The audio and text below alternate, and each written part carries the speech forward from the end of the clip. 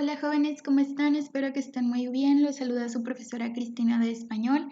Sé que el día de hoy no nos corresponde una microclase, sino una clase por Schoology y así va a ser. Solo va a ser una actividad, sin embargo, creo que para que les quede más clara la actividad, va a ser más útil que les haga un video a que solo se los escriba. Entonces, pongan atención porque les voy a explicar en qué va a consistir nuestra actividad de esta hora. Como hemos estado viendo en la última clase Zoom, hemos estado trabajando con microcuentos. El día de hoy vamos a continuar con una actividad que tiene que ver con los microcuentos. La última clase hicieron una práctica de escribir microcuentos. El día de hoy vamos a hacer algo parecido, pero más extenso.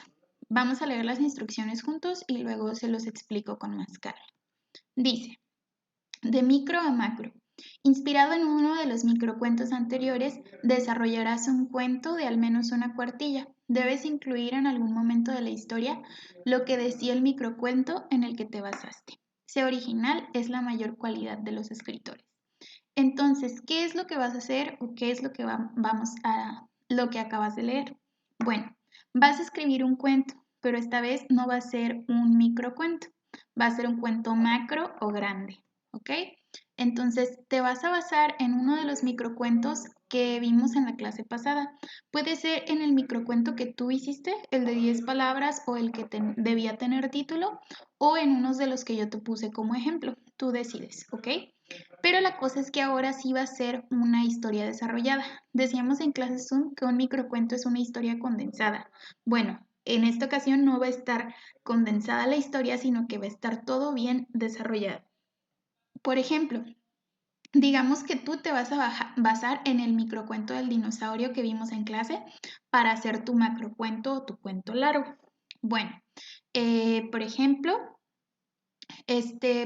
pon que vas a contar la historia de un hombre que todo el tiempo veía un dinosaurio imaginario y no se lo podía sacar de la mente. Entonces tú cuentas la historia de desde cuándo el hombre veía este dinosaurio, de por qué lo veía, de que fue al psicólogo para ver si lo ayudaban y que por mucho tiempo mejoró, pero un día al irse a dormir, cuando se despertó, el dinosaurio todavía estaba allí. Entonces, fíjate, conté toda la historia del hombre e incluí al final esto.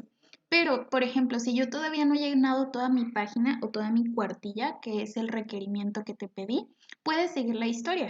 ¿Qué pasó después de que de nuevo el hombre empezó a ver el dinosaurio? Esto es solo un ejemplo, no quiere decir que tienes que contar esa historia que yo me acabo de inventar, tú debes inventar la tuya. Puedes basarte en cualquiera de estos 6 microcuentos que son los que nosotros vimos en clase.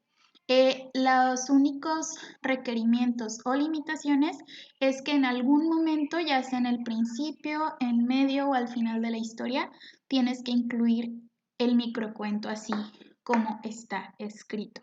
También te puedes basar en el que yo hice incluso en el que tú hiciste. El punto es que la historia debe dejar de estar condensada. Tú debes extenderla o debes contarla de manera pues larga, incluyéndole un desarrollo, un inicio y un cierre. El título de la historia puedes dejar el que tiene el microcuento o ponerle un título totalmente nuevo. Eso también lo decides tú. Entonces, repito, ¿qué tienes que hacer? Debes escribir un cuento basándote en uno de los microcuentos que hiciste o en uno de los microcuentos que vimos en clase.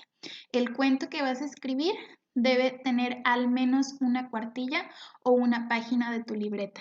Esta actividad se hace a mano. Esperaré las fotografías de tu historia y no olvides ser original, ya que esa es la mayor cualidad de un escritor o escritora. Nos vemos más tarde en clase Zoom y que vayas teniendo un excelente día.